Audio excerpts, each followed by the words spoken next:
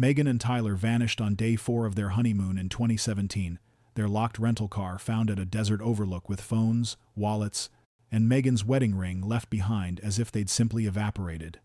6 years later, Claire infiltrated a remote Arizona cult compound and found her sister alive but hollow, brainwashed into forgetting her own name after years of psychological manipulation that had turned a newlywed into a stranger who no longer remembered choosing love. June 10, 2017. The Desert Rose Chapel in Phoenix was small but perfect, filled with white flowers and the people who mattered most. Megan Walsh stood in front of the mirror adjusting her simple lace dress, her sister Claire behind her fixing the veil. "You look beautiful," Claire said, her voice thick with emotion. "Tyler's not going to know what hit him." Megan laughed, her hands shaking slightly as she touched the small diamond necklace her grandmother had worn at her own wedding. "I can't believe this is actually happening. 4 years ago I thought I'd never find someone who got me." Claire squeezed her sister's shoulders. "He's perfect for you. Just promise me you'll text constantly from the honeymoon. You know I worry. I promise. Every day. Maybe twice a day." The ceremony was short and sweet. 25 guests, mostly family.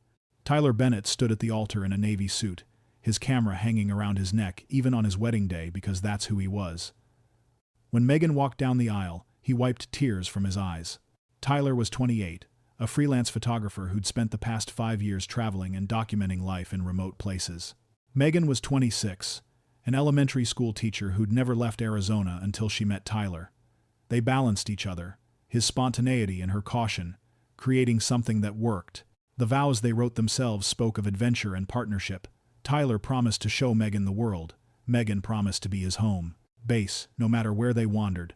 Claire cried through the entire thing. At the reception, Tyler's brother James gave a toast. "My brother's been searching for something his whole life. Spiritual meaning, authentic experience, whatever you want to call it. He's traveled everywhere looking, but I think he finally found what he was looking for standing right here." As the sun set, Megan and Tyler said their goodbyes. Their honeymoon plan was simple: a road trip through the Southwest, camping under stars, visiting small desert towns, then crossing into Mexico for beaches and ruins. 3 weeks of freedom before real life started again. They loaded their rented SUV, tied tin cans to the bumper, spray-painted "Just Married" on the back window. Claire hugged Megan so tight she could barely breathe. "Text me when you stop for the night," Claire said. "I will. I love you." The last photo showed them driving away, Megan's hand out the window waving, Tyler laughing behind the wheel. The sun was setting over the desert, painting everything gold. Her last text to Claire came at 9 p.m. "Made it to our first stop. Tiny motel, but the stars are incredible. This is going to be perfect." By the next week, they would be gone. Day 1 went exactly as planned. Megan texted Claire a photo of their motel room with the message, "Not fancy, but clean." Tyler already took 100 photos of the sunset. She added a heart emoji. Day 2 brought more updates. Breakfast at a diner that looked like it hadn't changed since 1950. Hiking through red rock formations. Megan's feet hurt, but she was happy. Tyler's teaching me about aperture and light. Who knew photography was so complicated? Day 3 was their last normal day. They'd driven south toward the Mexican border, stopped at a small town called Tres Piedras. The text that came through showed them at a roadside fruit stand, Megan holding up a massive watermelon, Tyler making a silly face behind her. "This place is so authentic. Meeting the most interesting people. Tomorrow we cross the border." Day 4 morning, Claire woke to one final message. "Found the most beautiful overlook. Going to watch sunrise then head to Mexico. Love you." That was it. No photos. No emoji. Just those 2 sentences at 6:42 a.m. By evening, Claire started worrying. She sent 3 texts. "How's Mexico? Did you make it across okay? Meg, you promised to check in." Nothing. The messages showed as delivered but not read. Day 5, Claire called Megan's phone. Straight to voicemail. She called Tyler's number. Same thing. She told herself they were probably in an area with no service. The border region could be spotty. They'd call when they had signal. Day 6, Claire was frantic. She called Tyler's brother James. "Have you heard from them?" "Not since the wedding." "Why? They're not answering. It's been 2 days. James tried to stay calm. "They're probably just off the grid. You know Tyler. He loves getting away from technology." But Megan promised. She always keeps her promises. By day 7, Claire called the rental car company. The vehicle was supposed to be returned 3 days ago in Tucson. Never showed up. No contact from the renters. That's when Claire knew something was terribly wrong. Megan might go off-grid for Tyler's sake, might get caught up in adventure and forget to text. But she wouldn't blow off returning a rental car. She wouldn't let fees pile up. She was responsible to a fault. Claire called the sheriff's office in Tres Piedras, told them her sister and new brother-in-law were missing. The deputy who answered sounded bored until she mentioned the timeline. "Ma'am, we'll send someone to check the area. Can you give me their descriptions and the vehicle information?" Claire's hands shook as she provided details. Somewhere in the Arizona desert, her sister had vanished, and no one seemed concerned but her. Sheriff Tom Berkeley found the rental SUV on day 8, parked at a scenic overlook 20 miles outside Tres Piedras. The location was popular with photographers, a cliff edge that gave sweeping views of the desert valley below. Tourists stopped there constantly. The vehicle was locked. Keys were inside on the driver's seat. Berkeley had to break a window to access it. Claire arrived from Phoenix 6 hours later, James right behind her. They stood beside the SUV as deputies photographed everything. Claire's legs felt weak looking at Megan's purple duffel bag in the back seat. Tyler's camera equipment neatly stored beside it. Their phones were in the center console, both powered off. Wallets were in the glove compartment with all their cards and cash intact. On the dashboard, catching sunlight, was Megan's wedding ring. "Why would she take off her ring?" Claire asked, her voice breaking. Sheriff Berkeley had no answer. The scene made no sense. No signs of struggle, no blood. No indication anyone had been forced from the vehicle. It looked like they'd simply parked, locked the doors from the outside somehow, and walked away. "Maybe they went hiking and got lost," a deputy suggested. Berkeley shook his head. "They left their phones, their money, everything. And look," he pointed to the locked doors. "How'd they lock it with the keys inside?" Someone had to have a spare set. Search and rescue teams deployed that afternoon. 50 volunteers combed the surrounding desert. Helicopters flew grid patterns. Dogs tried to pick up scents, but the dry heat and wind made tracking nearly impossible. If stories like this move you, don't forget to subscribe to our channel, leave a like, and share in the comments where you're watching from. They found nothing. No footprints leading away from the overlook. No camping equipment. No sign anyone had ventured into the wilderness. By day 10, James was talking to media. His brother and new sister-in-law had vanished without a trace. He held up their wedding photo.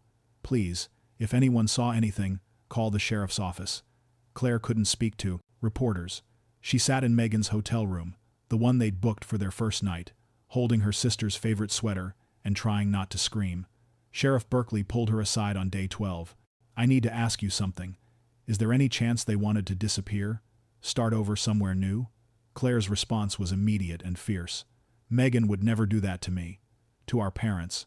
She just got married. She was happy. But Berkeley had to consider every possibility. Young couple, new marriage, spontaneous honeymoon. Maybe they'd had second thoughts. Maybe they'd seen an opportunity to vanish and took it. The alternative was darker. Kidnapping, murder, bodies hidden in millions of acres of empty desert. Either way, Megan Walsh and Tyler Bennett had stepped out of their lives completely, and the desert wasn't telling any secrets. Claire sat in Sheriff Berkeley's office 3 days after the SUV was found, surrounded by photos and documents that told the story of who Megan and Tyler had been before they vanished. Megan had grown up in Phoenix, never traveled far from home until college. She'd become an elementary school teacher, 3rd grade, loved by her students and their parents. Organized, responsible, the kind of person who color-coded her calendar and always showed up 10 minutes early. "She texted me every single day," Claire told Berkeley. "Sometimes just silly stuff. Memes, photos of her classroom. We were close. Best friends, not just sisters." "And Tyler?" Berkeley asked, making notes. James provided the details. Tyler had been different from Megan in almost every way. After college, he'd rejected the corporate path, bought a camera, and spent 5 years traveling. India, Nepal, South America. He documented spiritual communities, meditation retreats, indigenous ceremonies. His photography was beautiful but never quite paid the bills. He was searching for something, James said. Meaning, purpose, authentic experience. He'd get really into things, spent 6 months at a Buddhist monastery, lived with a shaman in Peru, always looking for the next teacher, the next revelation. Berkeley leaned forward. "Was he involved with any groups that concerned you? Cults? Extremist organizations? James hesitated. No, nothing like that. Tyler was he wanted to understand life on a deeper level. He wasn't gullible. He was actually pretty skeptical. Just curious. The couple had met through mutual friends 3 years before their wedding. Megan brought stability to Tyler's wandering. Tyler pushed Megan to take risks, see beyond her small world. Friends said they balanced each other perfectly. But there was something Claire remembered now, sitting in that police office. 2 weeks before the wedding, Megan had mentioned Tyler talking about a community in the desert. He met some guy at a coffee shop who told him about a place where people live off-grid, Megan had said. All sustainable, spiritual practice, that kind of thing. Tyler thought it sounded fascinating. Claire hadn't thought much of it then. Tyler was always fascinated by alternative lifestyles. But now, with Megan missing, she wondered. Did he mention a name? Berkeley asked. This community, did it have a name? Claire shook her head. She'd asked, but Megan didn't know. Just that it was somewhere in southern Arizona, near the border. Berkeley added it to his notes. It was the first real lead they had. Somewhere in the desert, there was a community that Tyler had been interested in. And now Tyler and Megan were gone. 6 weeks passed, and the investigation into Megan and Tyler's disappearance produced more questions than answers. Sheriff Berkeley sat across from Claire and James, explaining the theories his department had developed. The first possibility was kidnapping related to cartel activity. The border region saw drug trafficking, human smuggling, violence that spilled over from Mexico. Maybe Megan and Tyler had been in the wrong place at the wrong time. But there was no ransom demand, Berkeley said. No bodies found. Cartels don't usually take tourists without leaving some evidence or asking for money. Claire couldn't imagine her sister caught up in something so violent. Megan was careful. She researched everywhere she went. She wouldn't have wandered into dangerous territory. The second theory was a hiking accident. Perhaps they'd left the SUV, gone exploring, gotten lost or injured in the desert. Search and rescue had covered miles of terrain, but the area was vast. Bodies could be anywhere. They left their phones, their water, all their supplies, James countered. Tyler knew better than to hike unprepared. He'd been in remote places all over the world. The third theory was the one that made Claire's blood boil. Voluntary disappearance. Young couple with cold feet, seeing a chance to start fresh with no responsibilities. Absolutely not, Claire said firmly. Megan loved her life. She loved teaching. She was excited about the wedding, about building a future with Tyler. Berkeley investigated anyway because he had to. Checked their bank accounts. No withdrawals after they disappeared. Credit cards, no activity. Social media, completely silent. If they'd planned to vanish and start over, they'd done it with no money and no resources. By September of 2017, 3 months after the wedding, the case went cold. The FBI had been consulted, found nothing to suggest federal crimes. Local authorities had exhausted leads. Claire returned to Phoenix but couldn't return to her normal life. She'd taken leave from her nursing job. Couldn't focus, couldn't sleep. Every day without answers felt like drowning. James tried to stay hopeful. Maybe they're alive somewhere. Maybe they'll come back. But Claire kept seeing that wedding ring on the dashboard. Megan never took off that ring. Something had made her leave it behind. And whatever that something was, it had swallowed her sister whole. The desert kept its secrets. And after 6 weeks of searching, Sheriff Berkeley had to admit he had no idea what happened to the honeymooners who drove away into the sunset and never came back. March of 2018, nearly a year after Megan and Tyler vanished, Detective Laura Chen inherited the cold case. She was new to the region, transferred from Las Vegas PD, and saw the file with fresh eyes that local investigators had stopped seeing with. Chen spent weeks reviewing everything. The abandoned SUV, the missing phones and wallets left behind, the wedding ring on the dashboard. None of it fit standard patterns for kidnapping, murder, or voluntary disappearance. Then she found something Sheriff Berkeley had noted but never fully pursued: Tyler's interest in alternative communities. The coffee shop conversation about off-grid living. Chen started researching. Southern Arizona was dotted with communes, intentional communities, religious groups that operated outside mainstream society. Most were legal, registered with the county, paying taxes. But a few existed in legal gray areas, isolated properties where outsiders weren't welcome. Chen drove to Tres Piedras, talked to locals. A bartender mentioned a place called The Sanctuary, about 50 miles into the desert. They keep to themselves, don't cause trouble, but it's weird out there. Weird how? Chen asked. Guy named Marcus runs it. Real smooth talker, all about spiritual enlightenment and simple living. They recruit people sometimes, young folks looking for meaning. I've seen their vans in town picking up supplies. Chen found property records. The sanctuary owned 400 acres of desert land, purchased in 2010 by Marcus Shepard. Legal ownership, taxes paid.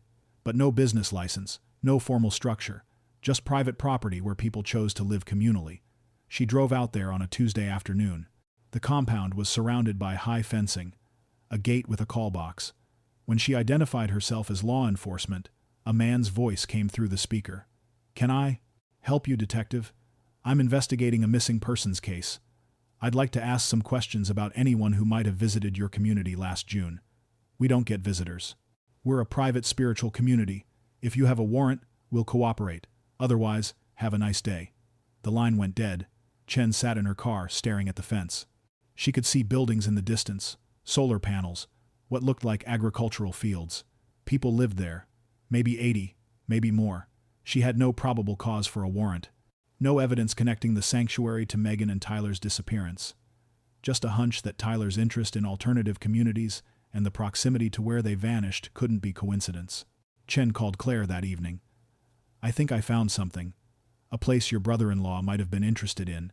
A group called The Sanctuary." Claire felt something cold settle in her stomach. "Can you search it?"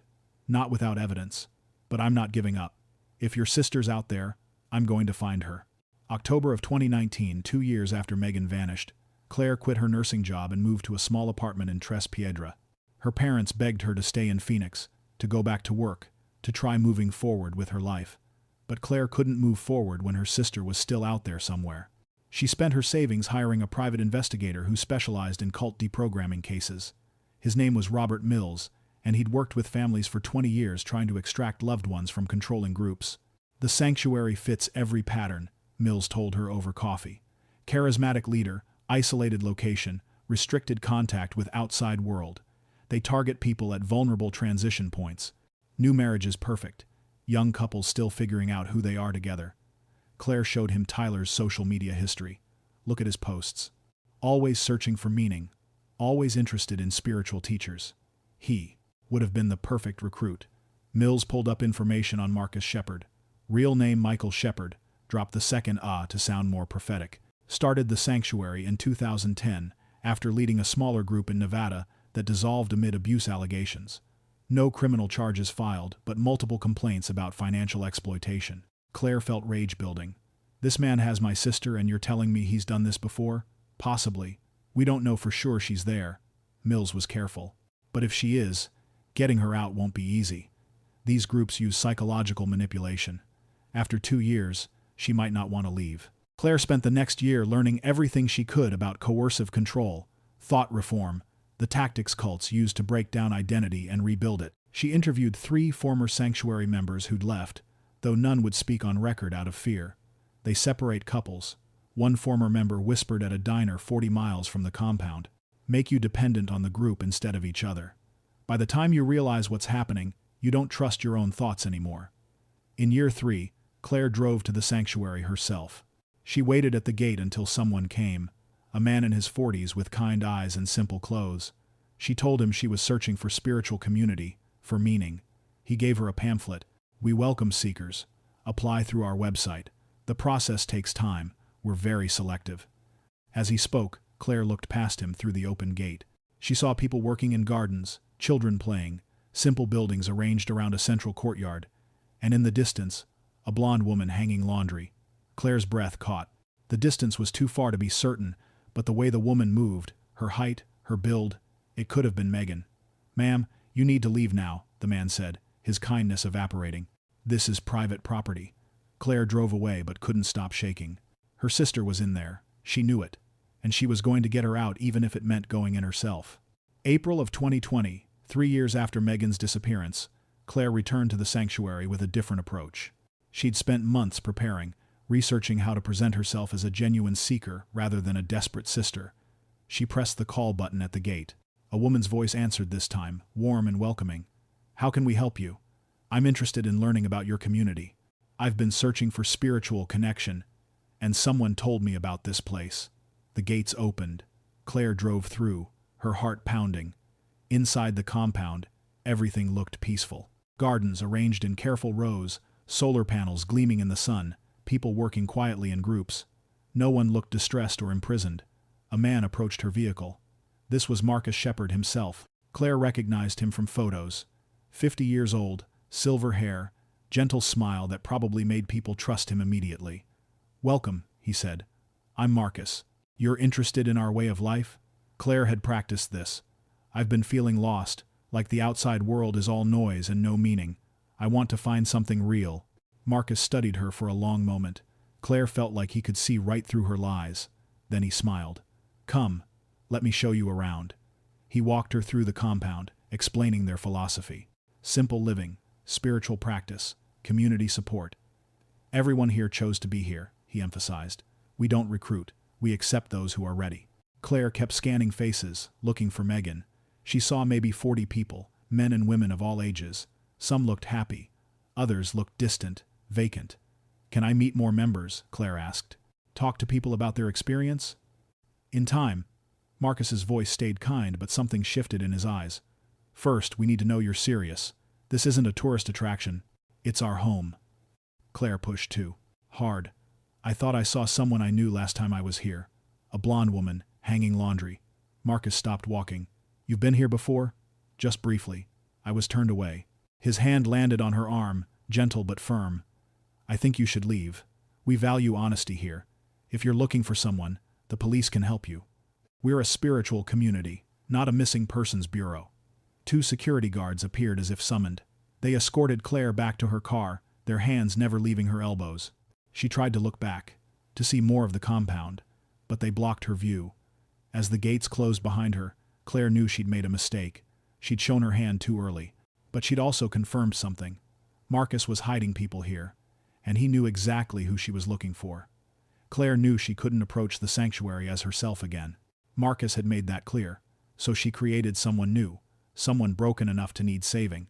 She moved to Tucson, rented a studio apartment under a fake name, created new social media accounts with no photos of Megan or family. Her new identity was Sarah Mitchell, 29 years old, recently divorced, estranged from her family, searching for purpose. Robert Mills helped her build the backstory. "Make yourself vulnerable," he advised. "These groups look for people with weak support systems, people they can isolate easily. Show them you're lonely and they'll want to help."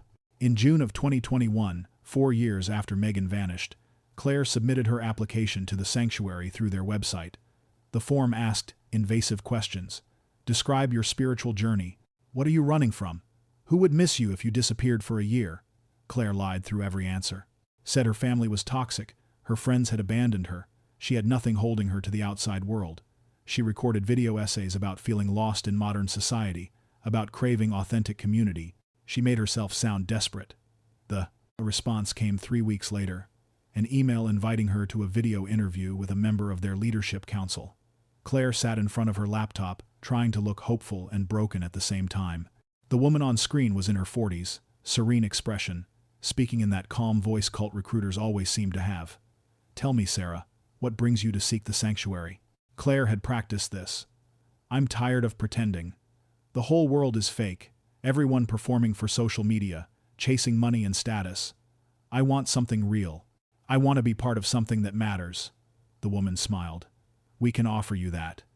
But you must understand, joining us means leaving your old life completely.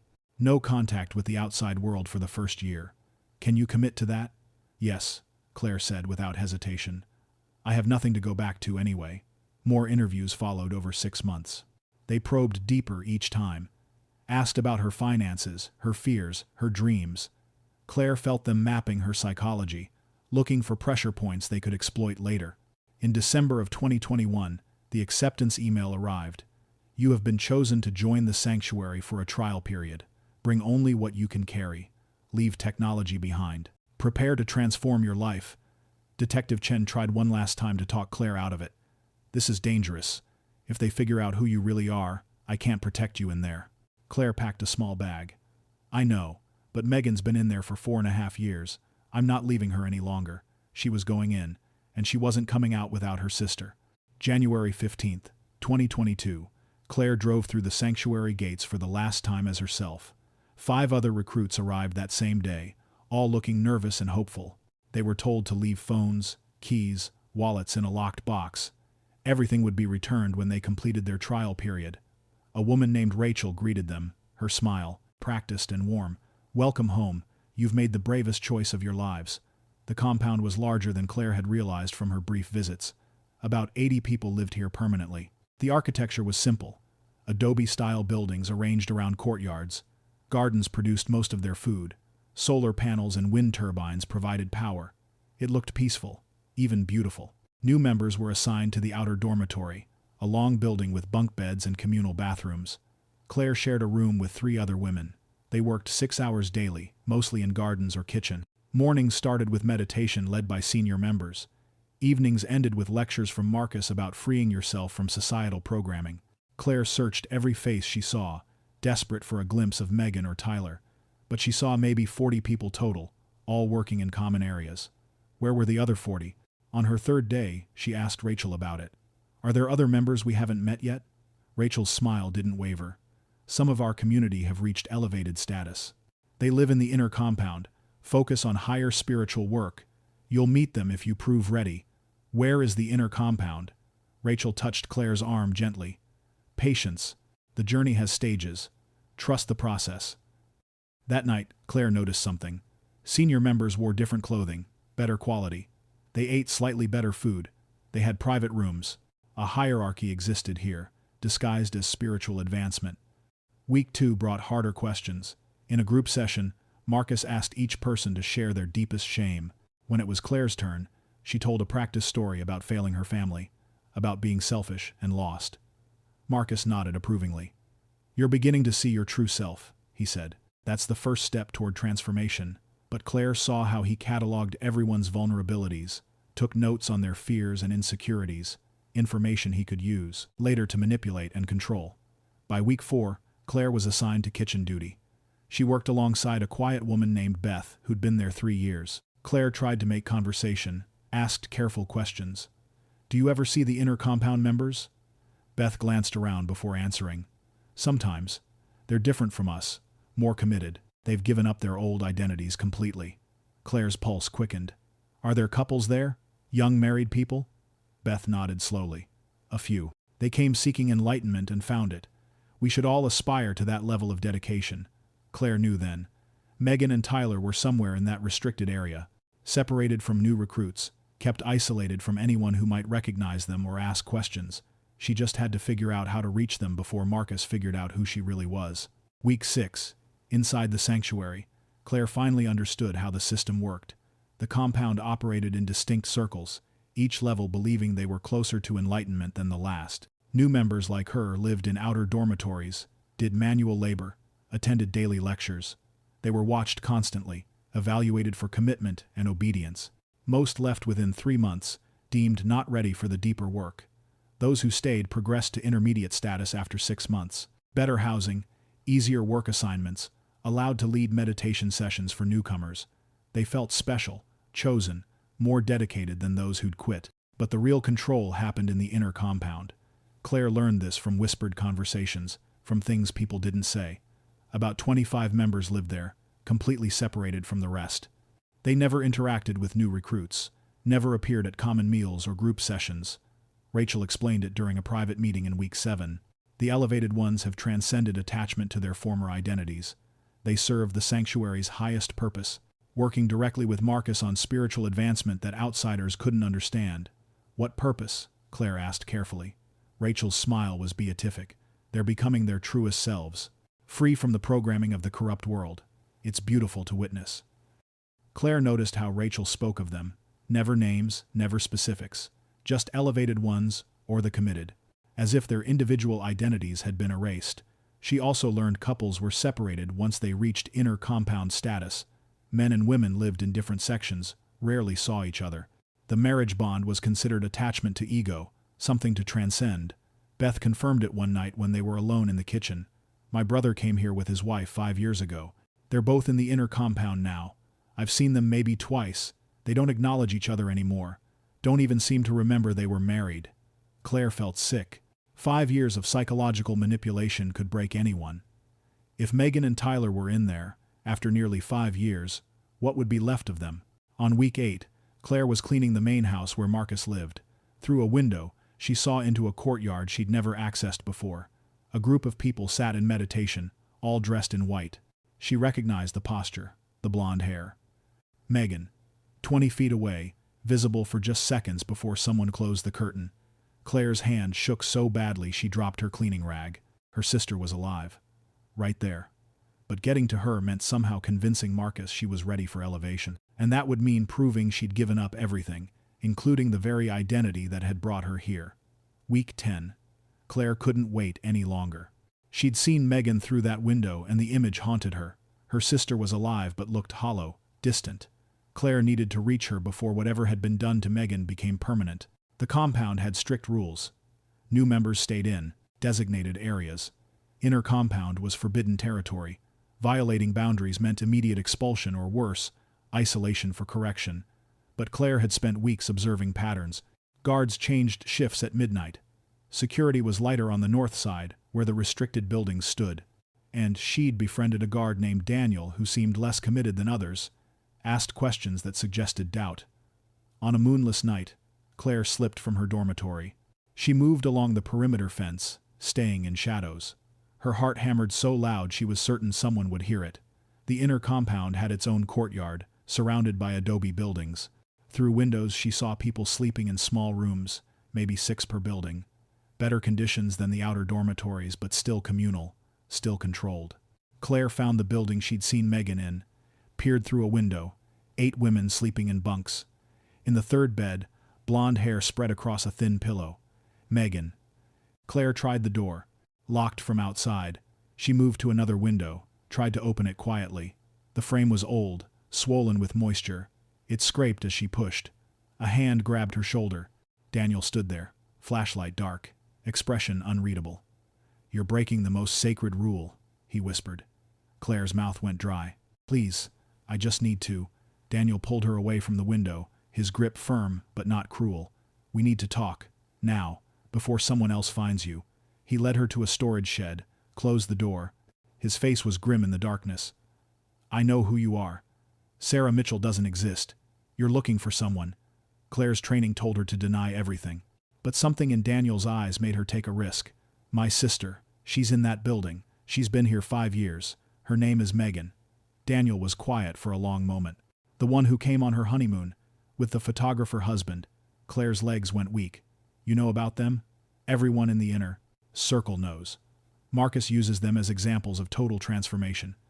They don't remember their old lives anymore. Don't want to remember." He broke them completely. Claire felt tears building. "I have to get her out." Daniel shook his head. "If Marcus catches you, he'll make you disappear too. Or worse, he'll keep you here and reprogram you just like he did to your sister. And then no one will ever find either of you." Claire woke the next morning to find 2 guards at her dormitory door. They didn't speak, just gestured for her to follow. The other women in her room watched with frightened eyes as Claire was led across the compound. They brought her to Marcus's private office in the main house. He sat behind a simple wooden desk, hands folded, that gentle smile on his face that made Claire's skin crawl. "Sarah," he said softly, "or should I call you Claire?" Her stomach dropped. Beside Marcus stood Daniel, eyes downcast. He'd told them everything. Marcus stood, walked around the desk. "You've been lying to us from the beginning, creating a false identity, infiltrating our community under false pretenses." "Why?" Claire made a decision. "No more lies. My sister Megan came here 5 years ago with her husband Tyler. On their honeymoon. They never left. I came to find them." Marcus's expression didn't change. "Your sister is exactly where she wants to be. She found peace here that the outside world couldn't give her. You kidnapped her. You brainwashed her. No one is held here against their will." Marcus's voice stayed calm. "Everyone who lives at the sanctuary made a choice, including Megan. Then let me see her. Let me talk to her." Marcus studied Claire for a long moment. Then he nodded. "Perhaps that would be instructive for you both." 2 guards brought Megan in 15 minutes later. Claire's breath caught. Her sister looked so different. Hair cut short, face thinner, eyes that seemed to look through rather than at things. She wore the same white clothes as the other elevated members. "Megan," Claire stood, tears already falling. "It's me. It's Claire." Megan stared at her sister with no recognition. Then slowly, something shifted in her expression. Confusion. Fear. A glimmer of memory trying to surface through years of programming. "I know you," Megan said slowly, like the words hurt to speak. "From before. From the old life. I'm your sister." Claire stepped forward, but guards blocked her. "I've been looking for you for 5 years. I came to take you home." Megan shook her head, the movement mechanical. "This is my home." The old life was illusion. Suffering. "Marcus showed us truth." Claire looked at Marcus. "What did you do to her?" Marcus's smile never wavered. "I freed her from the prison of ego and attachment. Just as I'll free you, Claire, if you choose to stay. Your sister is happy here, fulfilled. She doesn't need rescue from people who can't understand what she's achieved." Megan's hands trembled. She stared at Claire, and something broke through the programming for just a second. A whisper, barely audible. "Help." Then the blankness returned to her eyes and she looked away as if Claire didn't exist at all.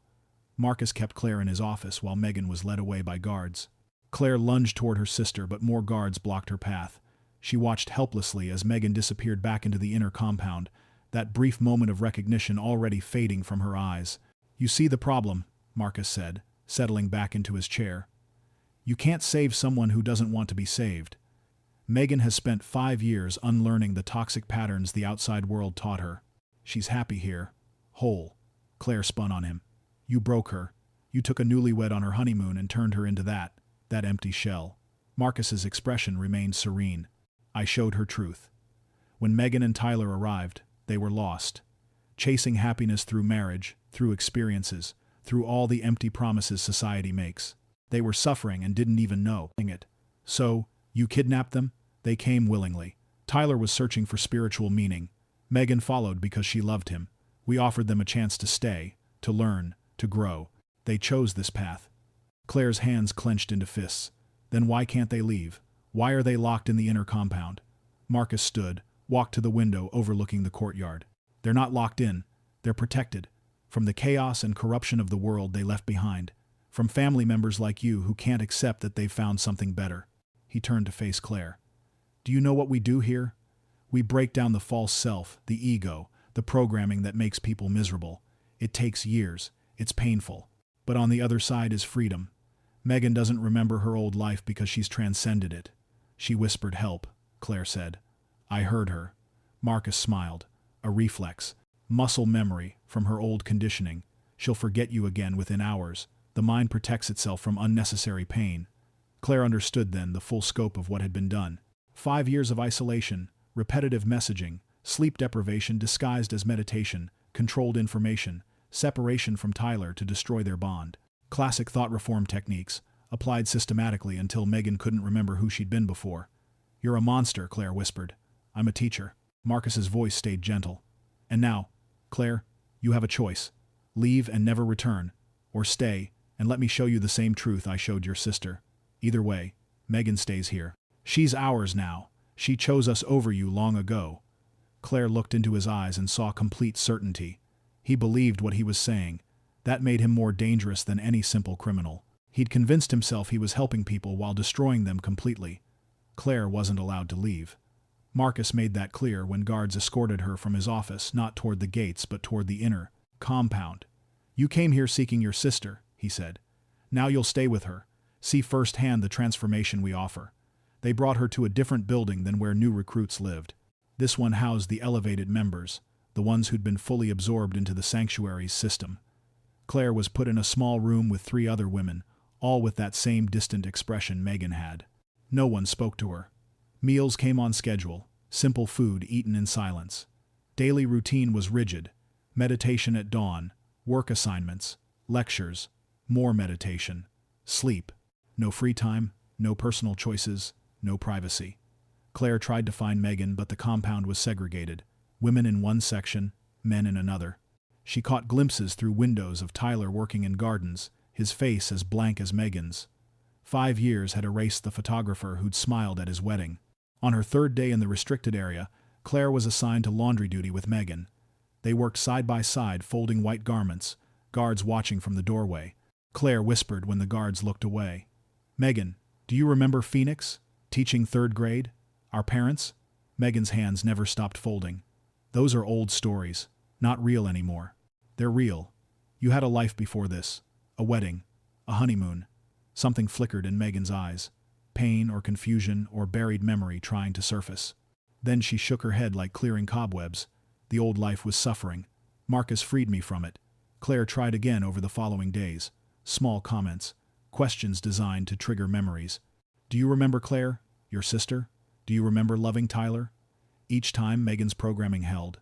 She'd recite phrases about transcending ego, about finding truth, about being grateful for Marcus's guidance. But sometimes, late at night when the guards thought everyone was sleeping, Claire heard Megan crying quietly in her bunk. The programming wasn't perfect. Cracks existed. The question was whether Claire could widen those cracks before Marcus broke her too, because Claire felt it happening already. The constant routine, the isolation, the repetitive messaging. After 2 weeks in the inner compound, she sometimes forgot what day it was, why she'd come here. The world outside felt distant, almost imaginary. She understood now how Megan had been lost. 5 years of this would destroy anyone, and Claire had been here less than a month total. She had to find a way out soon, for both of them, before the sanctuary consumed her too. Week 3, in the inner compound, Claire was assigned to garden duty. She worked alongside a group of men pulling weeds in the vegetable rows, guards positioned at each corner of the field. That's when she finally got close to Tyler. He looked so different from the grinning photographer in wedding photos.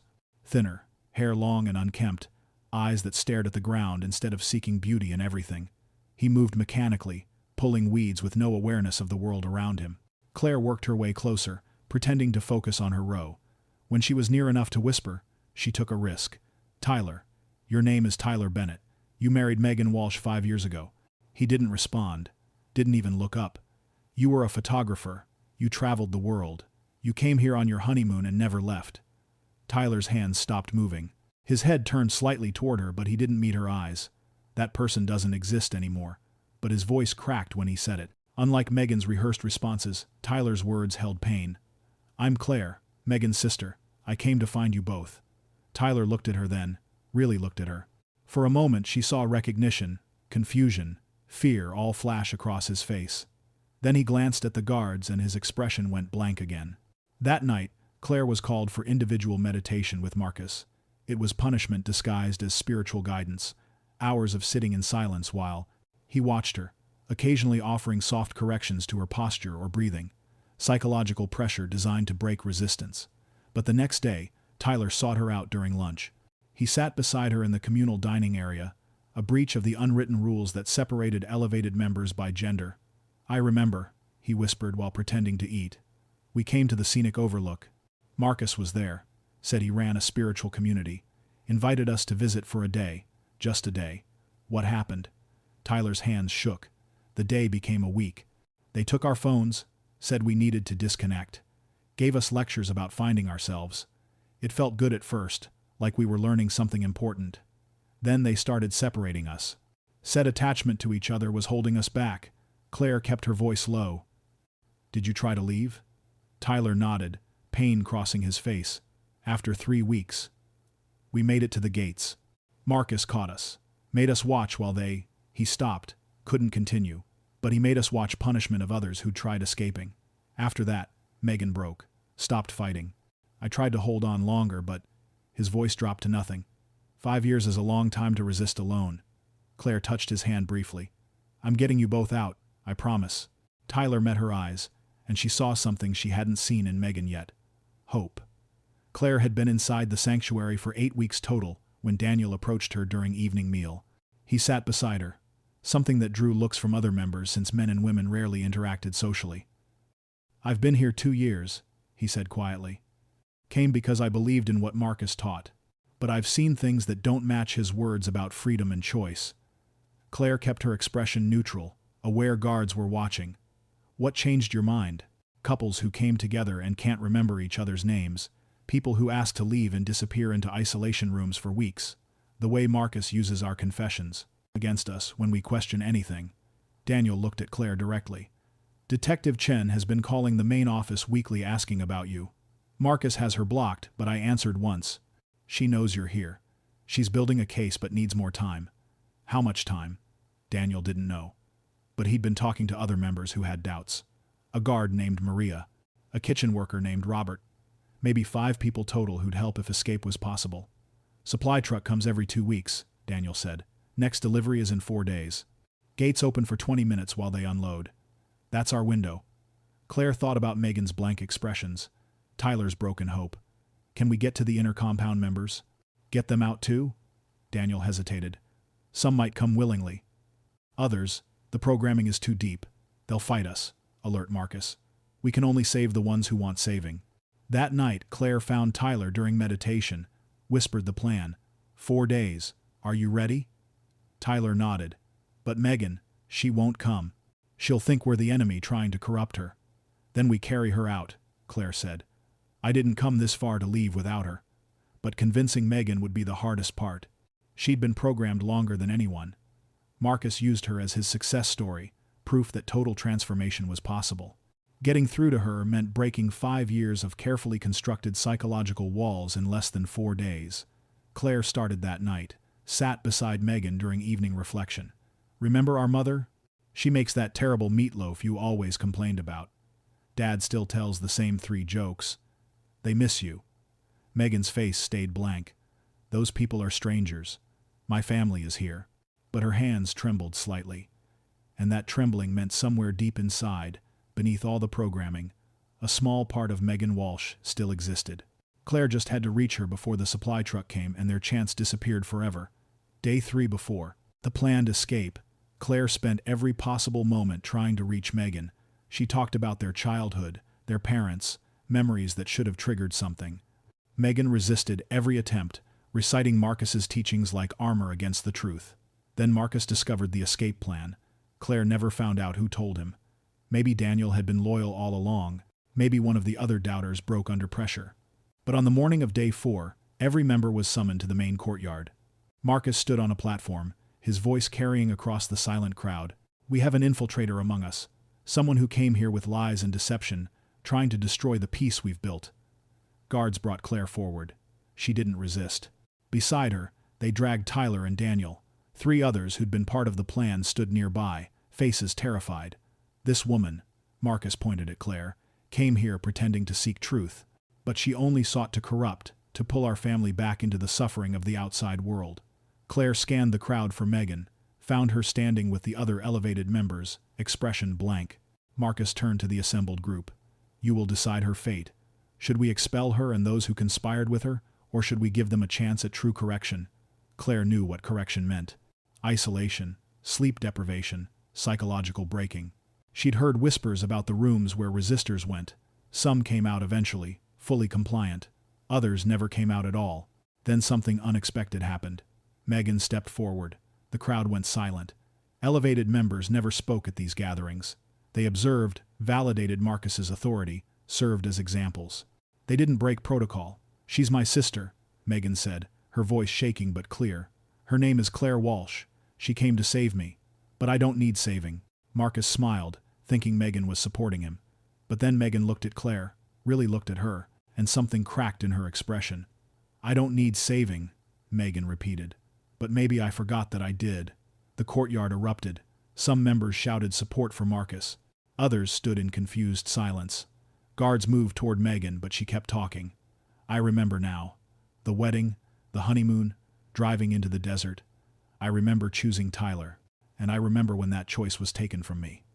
Marcus's calm facade shattered. Silence, he commanded. You're confused, Megan. The old programming is trying to reclaim you. But Megan wasn't stopping. 5 years. You kept me here for 5 years, separated me from my husband, made me forget my family, and you called it enlightenment. The crack in the sanctuary's foundation had appeared, and it was spreading fast. Chaos erupted in the courtyard. Megan's words had broken something fundamental. Other elevated members started murmuring, questioning, remembering. Marcus shouted orders, but his control was slipping. Daniel moved fast. He and Maria grabbed Claire and Tyler, pulling them toward the perimeter. Robert was already at the gates, overriding the lock system. The supply truck wasn't scheduled yet, but they couldn't wait. Megan, Claire screamed, reaching back for her sister. But guards had surrounded Megan. Marcus was trying to pull her away, his calm mask gone, replaced by fury. Claire saw her sister fighting, actually physically fighting, something breaking through 5 years of compliance. Then, Detective Chen's voice boomed through a megaphone. "This is the police. We have a warrant. Everyone remain calm and stay where you are." Patrol cars poured through the gates that Robert had opened. Chen had been waiting for any sign, any excuse to raid. Megan's public breakdown and the escape attempt gave her probable cause. The compound descended into chaos. Some members ran. Others stood frozen, unsure whether police were saviors or enemies. Marcus tried to flee toward the back of the property, but officers caught him within minutes. Claire fought through the crowd to reach Megan. Her sister sat on the ground. Guards scattered around her, looking dazed and terrified. Claire dropped to her knees beside her. "I've got you. You're safe now." Megan looked at her with eyes that saw clearly for the first time in years. "Claire, is this real?" "It's real. We're leaving. Both of us." Tyler appeared, fell to his knees beside Megan. She stared at him like seeing a stranger. Then recognition flooded her face, and she started crying. Deep, wrenching sobs that sounded like 5 years of suppressed emotion breaking free at once. Police secured the compound over the next hour. They found evidence of financial exploitation, forged documents, people held against their will. 11 members, including Megan, Tyler, Daniel, and others from the inner compound, agreed to leave with authorities. They were victims, Chen explained, not criminals. But 14 members refused. They insisted they were there voluntarily, that Marcus was being persecuted for teaching truth. Even with gates open, even with freedom offered, they chose to stay. As Claire helped Megan into a police car, her sister looked back at the sanctuary. 5 years of her life had disappeared behind those walls. She'd gone in as a newlywed and come out as someone who didn't even remember her own name for months at a time. Claire held her hand. "We're going home." Megan's voice was small, broken. "Where is home?" "I don't remember anymore." But she was alive, and remembering, and that was enough for now. September of 2022, 6 months after leaving the sanctuary, Megan sat in a therapist's office, specializing in cult deprogramming. Claire waited in the lobby like she did every Tuesday and Thursday. Tyler had his own sessions on different days. The couple couldn't be in the same room yet without triggering each other. Megan struggled with everything. Simple decisions paralyzed her. What to eat, what to wear, whether to go outside. 5 years of having every choice made for her had erased her ability to trust her own judgment.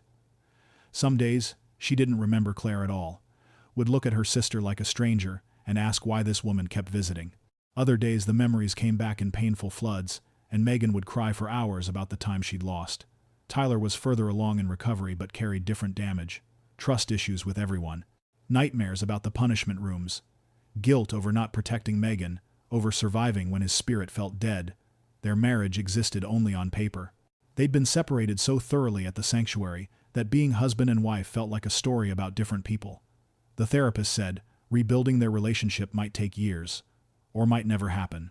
Claire had moved them both into her Phoenix apartment, became their anchor to reality when programming tried to pull them back.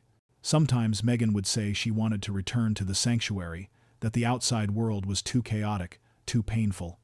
Claire would hold her while she cried through the urge. Marcus Shepard faced trial in November. Charges included fraud, false imprisonment, and psychological abuse. But many former members defended him, testified that they'd stayed voluntarily, that he'd helped them. The jury convicted him on financial charges only, 10 years in prison. The psychological crimes were harder to prove. How do you convict someone for changing how people think? Claire attended every day of the trial, watched Marcus maintain his calm expression, his certainty that he'd done nothing wrong. Even facing prison, he believed his own mythology. 14 members remained at the sanctuary, now under new leadership but operating the same way. Authorities couldn't shut it down. It was private property, adults making choices. The fact that those choices came after years of manipulation didn't matter under the law. Claire now worked with an organization that helped families locate missing loved ones. She'd learned that the sanctuary was one of many, dozens of groups across the Southwest using similar tactics, targeting vulnerable people at transition moments. She sat with Megan and Tyler at a coffee shop one afternoon. Megan was having a good day, present and clear. "I lost 6 years," she said quietly. "My 20s. The time Tyler and I should have been building a life. But you're here now," Claire said. "We're rebuilding." Megan looked at her sister. "You never stopped looking. 5 years, and you never gave up." Claire squeezed her hand. "That's what family does." Outside, the Arizona sun beat down on another perfect day. Somewhere in the desert, another couple might be stopping at a scenic overlook. another charismatic stranger might approach with an invitation to visit a peaceful community. And the cycle would continue until people understood how easy it was to lose yourself when someone promised to help you find meaning.